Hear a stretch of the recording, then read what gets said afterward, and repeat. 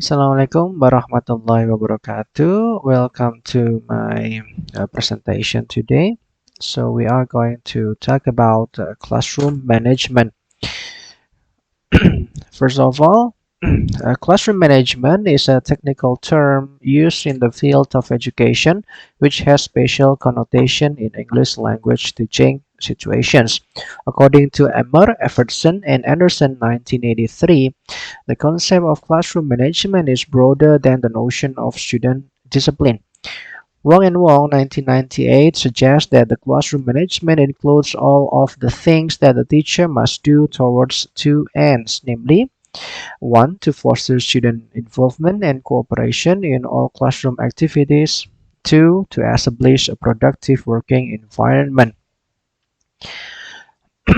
Classroom management is believed to be the key component in any educational setting. There are several factors that need to be considered by teachers in classroom management, namely teacher talk, teacher talking time, voice management, physical presence, seating arrangement, and elements necessary in language classroom. 1. Teacher talk. Teacher talk is of course crucial importance, not only for the classroom management but also for the processes of acquisition. In the literature, there are dozens of investigations of the speech modifications made by teachers. Therefore, Children 1999 summarizes the research on teacher talk in language classrooms, which shows the following modifications. 1. Rate of speech appear to be slower. 2. Pauses, which may be evidence of the speaker planning more, are possibly more frequent and longer. 3. Pronunciation tends to be exaggerated and simplified. 4. Vocabulary use is more basic. 5. Degree of subordination is lower. 6. More declaratives and statements are used than questions. And 7. Teachers may self-repeat more frequently. And then teacher talking time. It is a term familiar to most of us. There is a continuing debate about the amount of time teachers should spend talking in the class. Some feel that a classroom where the amount of TTT is plentiful and where the amount of student talking time or STT is insufficient is not the one that most teachers and students would approve of. The more the teacher talk, the less opportunity there is for students to speak. In this sense, TTT is overused. Good TTT may have beneficial quality. Students can get a chance to hear language which is above their own productive level but comprehensible, according to Crescent's 1982. Such TTT works and is beneficial. Conversely, a class where the teacher seems reluctant to speak cannot be tolerated either. Uh, in speaking classroom, however, teachers should ensure themselves to minimize the TTT and maximize the STT. STT, talking in English is often the one thing they cannot do outside class. They can listen on their own, they can read and even write on their own, but they cannot talk on their own. For students, the most effective use of the target language is when they are actively using it in the classroom through drills or a meaningful conversational activity. In such cases, the students may only have the chance to practice English as a conversational tool during the lesson. But whatever the situation, the more students speak in English, the better English speakers they become.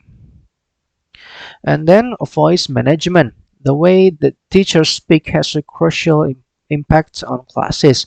With regards to the use of voice, Harmer 2005. 1. Audibility. Teachers need to be audible. They must be sure that students at the back of the class can hear them just as well as those at the front. They do not have to shout to be audible. Good teachers have ideas to balance between audibility and loudness just right. And then number two, variety. It is important for teachers to vary the quality of their voices and the volume they speak at, depending on the type of the lesson and the type of activity. The voice should change naturally according to the situation. Teachers can make lessons interesting or dull just because of alterations in their volume. A greater variation in voice can be helpful in getting better results from the students. And then conversation. Conversing the voice is one thing teachers should take into account when planning a whole day's or a whole week's work. Just like opera singers, they have to take great care of their voices. It is important to breathe correctly from the diaphragm so that they do not hurt their larynxes. It is important that they vary their voices throughout the day so that they can converse their vocal energy. And then physical presence. The physical presence of teacher in the class is important for the proper management of the class. Hammer 2005 presents a number on issues to consider teachers' physical presence in the classroom, which have a direct bearing on students' perception of them. One, teachers should consider how close they want to be to the students. Some students resent it if the distance is too small, while others view distance is a sign of coldness.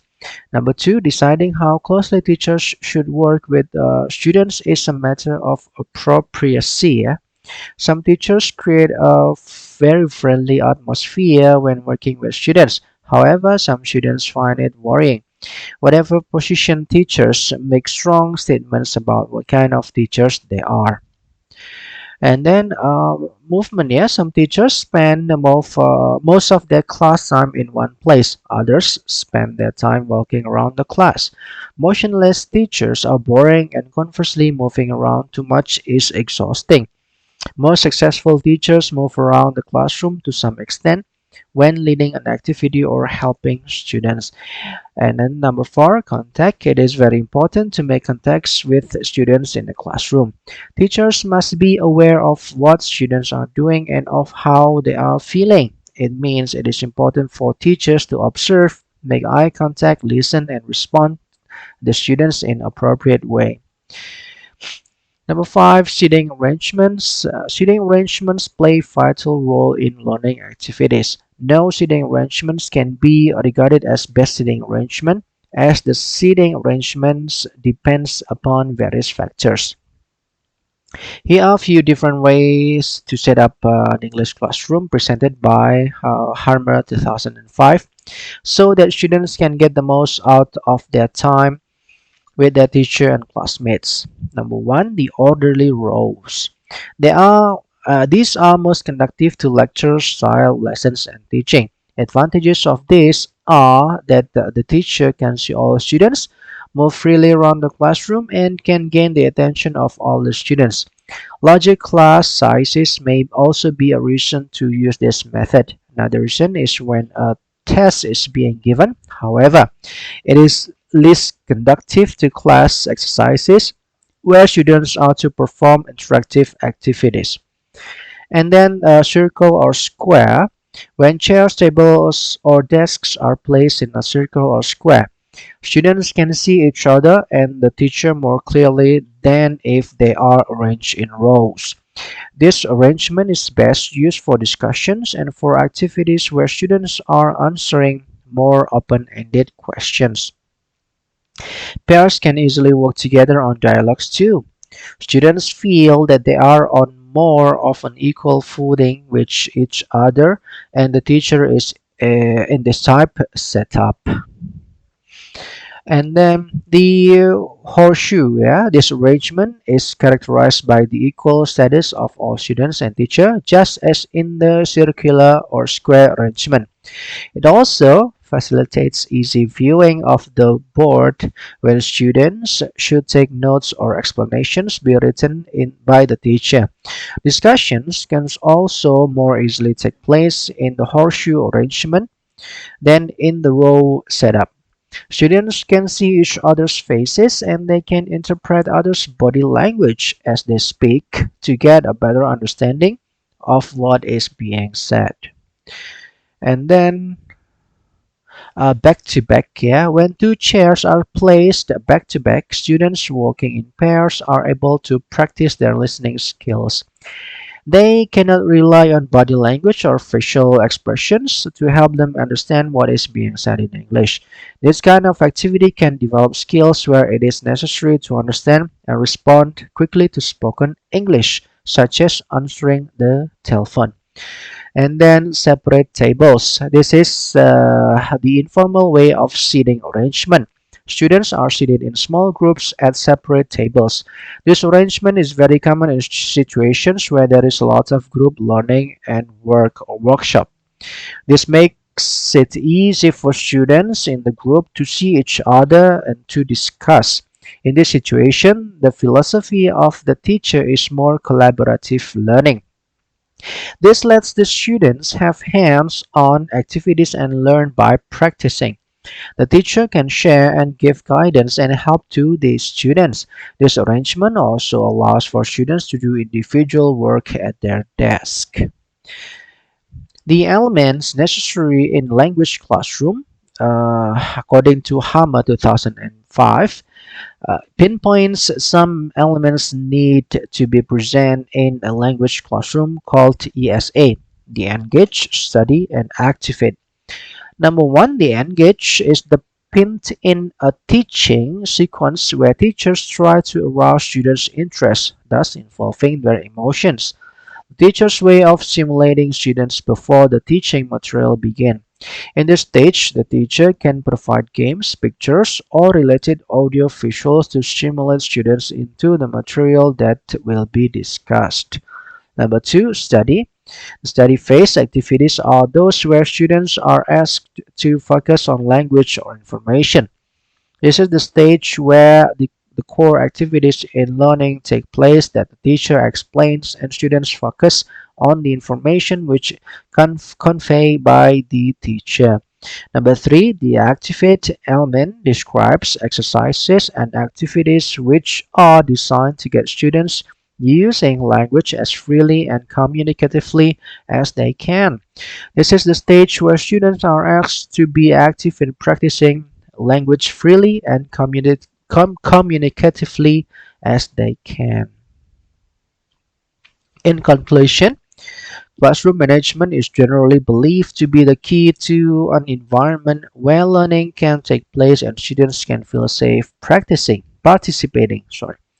Its goal is to create classroom atmosphere which is conducive for learning. Good classroom management guarantees teachers to gain success in teaching learning process.